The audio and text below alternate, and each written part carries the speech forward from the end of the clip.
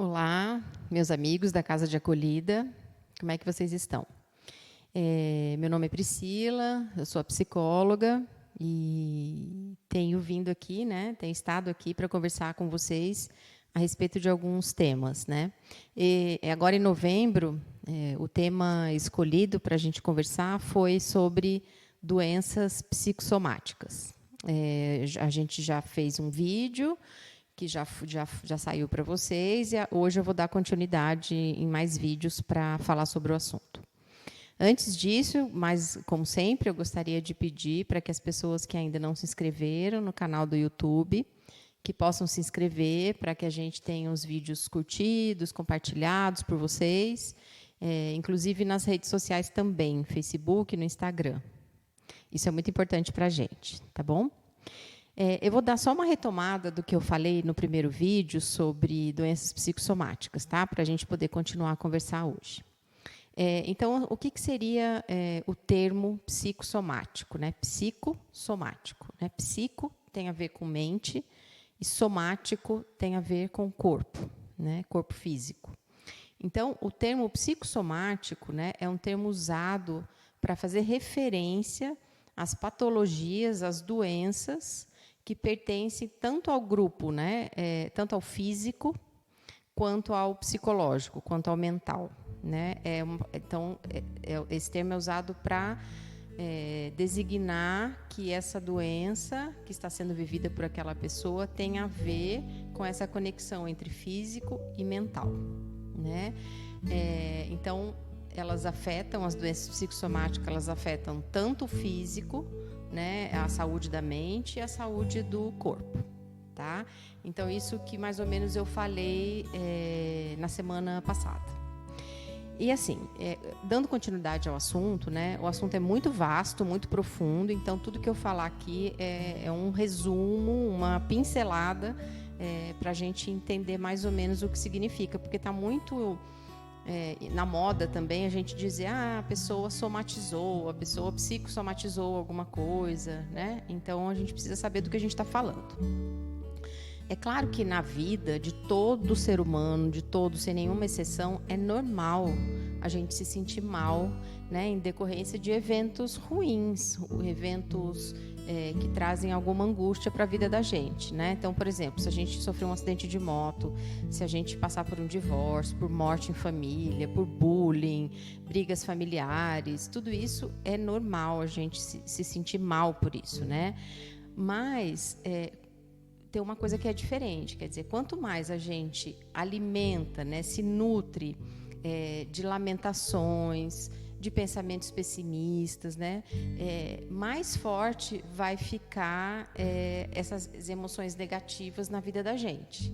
Então, não é que a gente não deva sentir, a gente sente naturalmente, a gente não tem tanto controle sobre isso, mas a gente tem que ter um autocontrole, a gente tem que achar esse lugar de autocontrole para administrar essas emoções que a gente vive durante a nossa vida, que eternamente, até o dia da nossa morte, vão ser conflituosas, não tem jeito, E aí, assim, quais doenças fazem parte desse grupo psicossomático, Quem que são essas doenças psicossomáticas, Então, assim, tem dois bons exemplos de doenças psicossomáticas, que são a diabetes e a hipertensão, Por que eu estou trazendo isso? Porque, assim, tanto a diabetes quanto a hipertensão, elas tanto podem se intensificar ou suavizar a doença conforme a nossa qualidade, conforme a gente, diante de como a gente administra nossas emoções, Então, não estou dizendo que quem vive estresse vai ser um diabético ou um hipertenso, pode sim se tornar, por razões, como eu falei em outro vídeo, herança, hereditariedade, predisposição, alimentação, ela pode sim, mais o estresse, desenvolver uma diabetes e uma hipertensão, né? Mas o contrário, né, é muito verdadeiro. Quer dizer, a diabetes, uma pessoa que é diabética, que tem esse diagnóstico, que tem um diagnóstico de hipertensão, quer dizer, de pressão alta, quanto mais ela vive a vida dela estressada, ansiosa, sem gerir, sem colocar uma boa administração dessas emoções, ela vai ter aumento de piora desse quadro da doença. Né? É muito comum a gente ver diabéticos, quando estão muito ansiosos, terem, por exemplo, se forem medir naquele momento a glicemia, aquela glicemia vai estar alta, né? Muito provavelmente pela questão da saúde mental, da mente. Né? Então, a gente sabe que existem inúmeros estudos na área médica, cientificamente comprovados, né, que existe essa conexão direta, né, de uma vida estressada, muito cheia de... acho que o estresse é a palavra que define mesmo, né? Define todo esse quadro da gente diante da vida. Existem estudos, né, na área médica que comprovam nitidamente a conexão entre o nosso nível de estresse, nosso modo de vida, a nossa questão da saúde mental, né, da nossa mente, com o desenvolvimento de doenças mais graves, como câncer, doenças no fígado, doenças cardiovasculares, né? Então, a gente sabe que isso é uma realidade, né? Essa conexão entre o desenvolvimento de doenças e o nosso estilo de vida, né? E eu vou citar outras doenças, entre aspas, né? Doenças mais comuns, vamos dizer assim, que todos nós temos todos os dias, ou muitas vezes no ano, todo mundo, né? Comumente, que estão ligadas a esse grupo de doenças psicossomáticas, né? E que tem a ver, lembrando, como que nós cuidamos da nossa vida emocional. Ela está sempre ligada ao modo como cuidamos da nossa vida emocional. A primeira delas são as enxaquecas, nas famosas dores de cabeça. Existem inúmeros tipos de dores de cabeça, né? Mas a gente sabe que ela está intimamente ligada ao descontrole emocional, ao nível de estresse que a gente sente em relação às experiências da vida, né? Então, existe eu mesma, né, dou um exemplo assim, eu tenho muita tensão muscular. Eu tenho uma parte do meu corpo, que cada um de nós, por alguns motivos, nós temos, né, partes mais frágeis, né, mais vulneráveis do nosso corpo. O meu é a tensão muscular, no pescoço e no ombro. Então, eu tenho muitas cefaleias, muitas dores de cabeça de origem tensional. Provavelmente, em momentos que eu estou muito estressada, muito nervosa, com mais problemas, certamente isso aparece com mais frequência, né? A questão das alergias de pele. É bastante comum a gente ver pessoas com tosses alérgicas.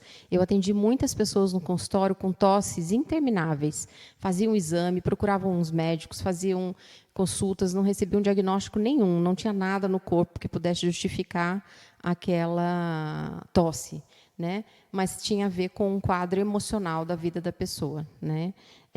A própria coceira, né? Pessoas com muita coceira, a gente vê isso, de como é que está a vida daquela pessoa. Então, olha como é importante a gente ter uma comunicação entre aquilo que aparece no corpo das pessoas e como está a vida dela no sentido da saúde mental, né? Fazer essa correlação.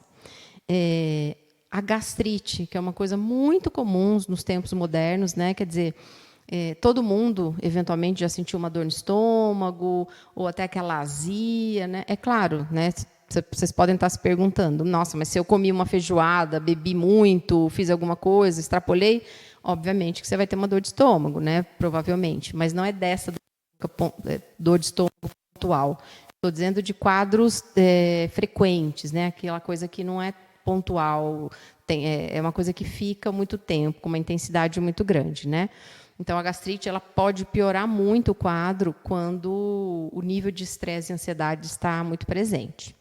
Herpes, né? Vocês já viram pessoas que desenvolvem muitos quadros de herpes, né? É muito comum pessoas que estão emocionalmente muito frágeis também desenvolverem herpes, né? E as doenças respiratórias, principalmente nos quadros de criança, asma, bronquite, são doenças que a gente sempre consegue correlacionar aspectos emocionais envolvidos naquele processo daquela doença, né? No próximo vídeo, a gente vai continuar conversando sobre como tratar essas doenças, né? Que caminhos a gente pode encontrar para cuidar mais da gente. Até mais.